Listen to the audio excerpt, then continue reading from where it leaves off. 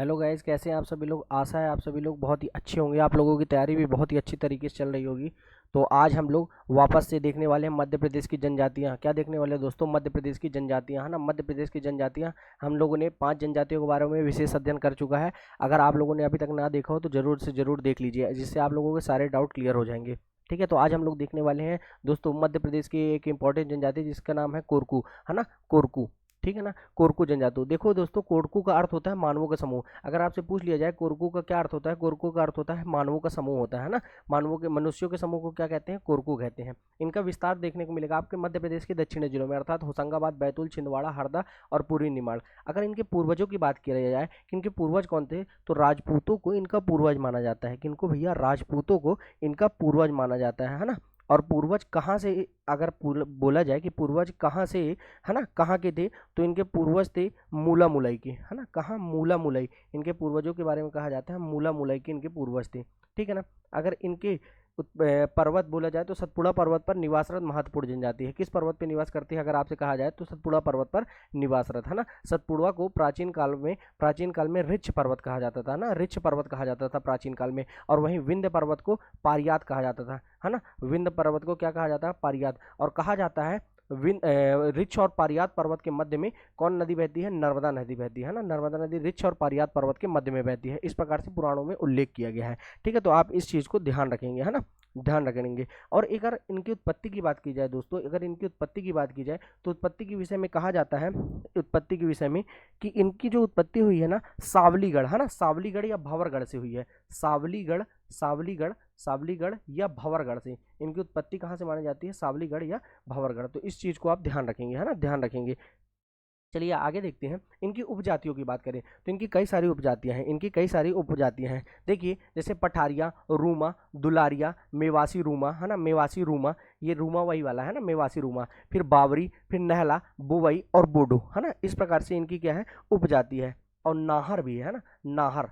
कौन सी है भैया? नाहर भी इनकी एक उपजाति है ना, नाहर, है ना। नाहर भी इनकी एक उपजाति है, ध्यान रखिएगा। नाहर, है ना, नाहर। और ये नाला तो अब मैंने आपको बता ही दिया, है ना, बता ही दिया। देखिए, अगर समूह की बात की जाए तो समूह, तो रूमा, रूमा, ये देखिए इनका समूह भी देखने को मिलेगा। जैसे रूमा, है ना, रूमा, इनका समूह देखने को मिलेगा। रूमा में क्या देखने को मिलेगा? समूह। और मैं आपको आगे बताता हूँ। देखिए, जैसे इनके प्रमुख देवताओं की बात कर लें, अगर इनके प्रमुख देवताओं की बात कर लें तो विभिन्न सारे इनके प्रमुख देवता हैं जो इनके क्या है? धार्मिक महत्व के देवता हैं। जैसे डोंगर देव इनके प्रमुख देवता है ना। भटुआ देव इनके देवता है। मेघनाथ, मेघनाथ में क्या करते हैं? मेघनाथ के खम्भ को गाड़ते हैं, है ना। मेघनाथ की पूजा करते हैं और मेघनाथ का क्या करते हैं? खम्भ गाड़ते हैं भैया, है ना। मेघनाथ की खम्भ गाड़ते हैं। और ये क्या करते हैं? रावण की भी पूजा करते हैं भैया। किसकी पूजा करते हैं? रावण की पूजा करते हैं। और किस फंक्शन में करते हैं? जो अभी आने वाली है फाग, अर्थात होली में, है ना, होली में करते हैं। ठीक है। महादेव के भी पुजारी है ये, है ना, महादेव के भी पुजारी हैं। महादेव भगवान शंकर के, है ना। अभी क्या आने वाली है? महाशिवरात्रि, तो आप ध्यान रखिएगा,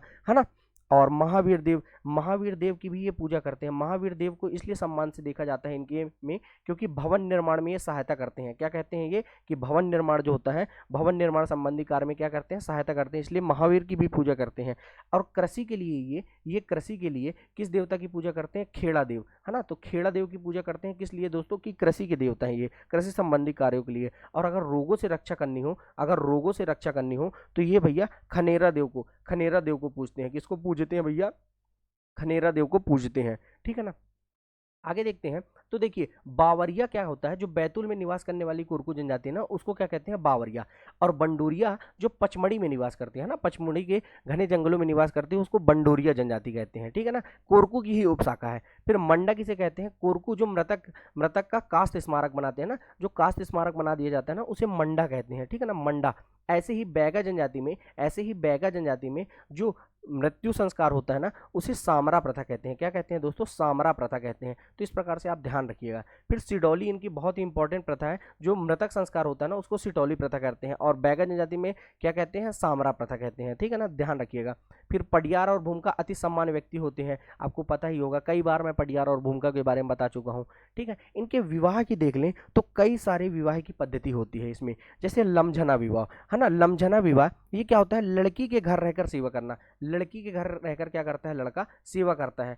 जैसे सेवा विवाह की तरह भी कहा जाता है ना। लड़की के घर रहकर क्या करता है? लड़का सेवा करता है। ठीक ठीक है ना। फिर वहीं देखते हैं राजी बाजी विवाह। ये विवाह कैसा होता है, जब भाग के विवाह कर लिया जाता है ना, भाग कर विवाह करते हैं तो उसे क्या कहते हैं, राजी बाजी विवाह कहते हैं, ठीक है ना। विधवा विवाह, जब विधवा विवाह जब देवर से शादी कर ली जाती है ना, देवर से शादी कर ली जाती है तो विधवा विवाह। अंतर विवाह तो पता ही है आपको, तलाक प्रथा भी होती है इसमें और हठ विवाह भी होता है। एक विवाह इसमें नहीं लिखा हुआ है जो मैं आपको बता देता हूँ, एक विवाह होता है इनमें मंगनी विवाह, है ना। मंगनी विवाह लड़के वाले लड़की के यहाँ जाकर क्या करते हैं, मद्यपान करने के पश्चात विवाह होता है। मद्यपान अर्थात धूम्रपान करने के पश्चात क्या होता है, विवाह। धूम्रपान सेहत के लिए हानिकारक होता है, जो भी करते हो छोड़ दीजिएगा, है ना। बहरहाल अब देखते हैं इनके प्रमुख नृत्य। इनमें बहुत सारे नृत्य किए जाते हैं। देख तो भैया, एक तो खम्ब सॉन्ग किया जाता है इनमें, फिर गदली भी किया जाता है, ततैया भी किया जाता है, चटकोरा। चटकोरा, चटकोरा जो नृत्य है ना बहुत ही इंपॉर्टेंट है ना। चटकोरा इनका बहुत ही इंपॉर्टेंट नृत्य है, तो ध्यान रखिएगा। क्योंकि चटकोरा में जैसे थापटी नृत्य होता है और चटकोरा क्या होता है, वाद्य यंत्र होता है ना। वाद्य यंत्र कौन सा होता है, चटकोरा, है ना। ध्यान रखिएगा। इनमें डंडा नृत्य भी होता है, अलग से इसको याद रखिएगा, जो कि श्रावण मास में किया जाता है। श्रावण मास में किया जाता है, ठीक है ना। और फिर गदामी नृत्य भी होता है, एक गदामी नृत्य भी होता है इनका, तो इसको ध्यान रखिएगा आप, है ना। ध्यान रखिएगा, ये इंपॉर्टेंट नृत्य है ना। एक दशहरा में भी किया जाता है, दशहरा नृत्य, जो कि पडियार के द्वारा किया जाता है। किसके द्वारा, दशहरा में पडियार के द्वारा किया जाता है ना। पडियार और भूमिका मैंने जैसे पहले ही आपको जस्ट बताया है ना, तो पडियार के द्वारा किया जाता है ना। और इनमें ये थापटी नृत्य मैंने बता दिया, थपटी नहीं है थापटी है, ठीक है ना। ध्यान रखिएगा, थापटी नृत्य है ना भैया, थापटी नृत्य है, तो थापटी नृत्य किया जाता है, ठीक है। इस प्रकार से आप ध्यान रखेंगे। आगे चलते हैं भैया, तो इनमें मैं आपको बताना चाहूंगा इनके प्रमुख व्यक्तित्व कौन कौन से हैं, है ना। कोरकू जनजाति के कुछ व्यक्तित्व भी तो हैं, है ना। जैसे कि इनमें एक व्यक्ति है कौन, गंजन सिंह कोरकू, है ना। गंजन सिंह कोरकू, आपने इनका नाम जरूर से जरूर सुना होगा। गंजन सिंह कोरकू का नाम आपने जरूर से जरूर सुना होगा, क्योंकि इनका संबंध है भैया जंगल सत्याग्रह से। किससे संबंध है भैया, जंगल सत्याग्रह से संबंधित है। और जंगल सत्याग्रह कब हुआ था, 1931 में, अर्थात 1931 में। कहाँ हुआ था, बैतूल के घोड़ा डोंगरी में, है ना भैया, बैतूल के घोड़ा डोंगरी में हुआ था। अगर मैं आपको एक एक्स्ट्रा इन्फॉर्मेशन की बात कर लूँ, तो कोरकू का रेडियो स्टेशन भी बनाया गया है ना, रेडियो स्टेशन भी बनाया गया है, कोरकू रेडियो स्टेशन, जो कि कहाँ है भैया, खंडवा में है ना। कोरकू रेडियो स्टेशन कहाँ है भैया, खंडवा में है। तो इसको आप निश्चित रूप से याद रखेंगे, ऐसी मेरी आशा है। देखो भैया, इनमें अगर सामाजिक संगठन की बात कर ले, तो इनमें सामाजिक संगठन में कई लोग रहते हैं। जैसे हर बार मैंने आपको बताया, तो इस बार भी बता देता हूँ। जैसे पडियार, है ना। पडियार कौन होता है भैया, जो पूज्य कार्य को करता है ना, जो पूज्य कार्य को करता है, जैसे पूजा पाठ वाले कार्यों को, है ना, उसको अति विशिष्ट कहा जाता है ना, अति विशिष्ट कहा जाता है ना। अति विशिष्ट होते हैं जो कि, है ना, उसे क्या कहा जाता है, पडियार कहा जाता है ना, पडियार, ठीक है। फिर भूमका, है ना। भूमका भी एक व्यक्ति होता है ना। भूमका भी एक व्यक्ति होता है जो शादी विवाह का कार्य करवाता है ना। मांगलिक कार्य को करवाने का कार्य कौन करता है, मांगलिक कार्य को करवाने का कार्य करता है भूमका, है ना। मांगलिक कार्य को निर्वहन करने का कार्य करता है भूमका, ठीक है ना। भूमका को भी याद रखिएगा। फिर इनके पंचायत में भी 5 लोगों का, पंचायत में 5 लोग होते हैं भैया।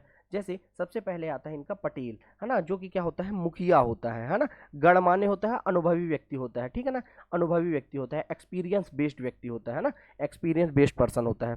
फिर होता है महाजन, महाजन भी एक व्यक्ति होता है। पटेल के बाद नंबर आता है भैया महाजन का। तो महाजन कौन है, पटेल के निर्णय जो होते हैं ना, उसको स्पष्ट करने का कार्य, अर्थात स्पष्टीकरण कार्य करने का काम कौन करता है, महाजन करता है। फिर तीसरा व्यक्ति आता है हमारा, तीसरा व्यक्ति होता है चौधरी, है ना। चौधरी का क्या कार्य होता है, चौधरी भैया आता है तो चौधरी शादी विवाह के समय जो बुलावा होता है ना, बुलौआ देने का काम, है ना। शादी विवाह के समय बुलावा या बुलौआ कहते हैं हमारे यहाँ, बुलौआ देने का काम कौन करता है, चौधरी करता है। फिर एक व्यक्ति और होता है जिसे कहते हैं बेटिया, है ना। तो बेटिया क्या कार्य करता है, प्रसाद जो बांटते हैं ना, प्रसाद जो बांटते हैं, है ना, प्रसाद बांटने का काम बेटिया करता है। और अंतिम व्यक्ति जो 5वां व्यक्ति होता है ना, 5वां व्यक्ति होता है मुकरी, है ना, मुकरी। त्योहारों में इसका विशेष महत्व देखने को मिलता है ना। त्योहारों में विशेष महत्व देखने को मिलता है किसका, मुकरी का, ठीक है ना। तो इस प्रकार से आप इसके सामाजिक संगठन को याद रखिएगा, जिसमें पटेल, महाजन, चौधरी, बेटिया और मुकरी आते हैं, ठीक है। निश्चित रूप से आपको सारी चीजें क्लियर होंगी, ठीक है ना। इनमें एक झूम कृषि होती है भैया, झूम कृषि होती है ना। जैसे भीलों में झूम कृषि मैंने आपको क्या बताया था, चिमाता, वैसे ही इनमें भी झूम कृषि होती है, जिसे कहते हैं बदलवा प्रथा, है ना। बदलवा प्रथा, क्या कहते हैं भैया, बदलवा प्रथा, है ना। इनमें दो, कोरकू में 2 रूप देखने को मिलेंगे आपको। एक होता है भैया राजकोरकू, है ना, कौन सा, एक राजकोरकू। ये भैया एक्स्ट्रा इन्फॉर्मेशन है आपको ना, एक्स्ट्रा फैक्ट कि अगर एमसीक्यूज में आ जाए तो आप गलत ना करें, है ना। क्योंकि क्लास कंप्लीट होने के बाद जो ये मैं श्रृंखला लाया हूँ आपके सामने जनजाति की, तुरंत मैं एक वीडियो में बहुत सारे एमसीक्यूज लाने वाला हूँ आपके लिए, ठीक है ना। सारे एमसीक्यूज तैयार हो रहे हैं। राजकोरकू क्या कहलाते हैं, जब भैया जो भूमि के मालिक होते हैं ना, उन्हें राजकोरकू कहते हैं। और एक होते हैं पठारिया, है ना, एक पठारिया कोरकू होते हैं। जो गरीब जन होते हैं ना भैया, जो नगर के गरीब जन होते हैं ना, उन्हें कहते हैं पठारिया। तो राजकोरकू और पठारिया में आपको अंतर संबंध समझ में आ गया होगा, ठीक है ना। तो मिलते हैं नेक्स्ट क्लास में भैया। नेक्स्ट क्लास में हम कोल जनजाति के बारे में विशेष अध्ययन करेंगे, ठीक है। धन्यवाद।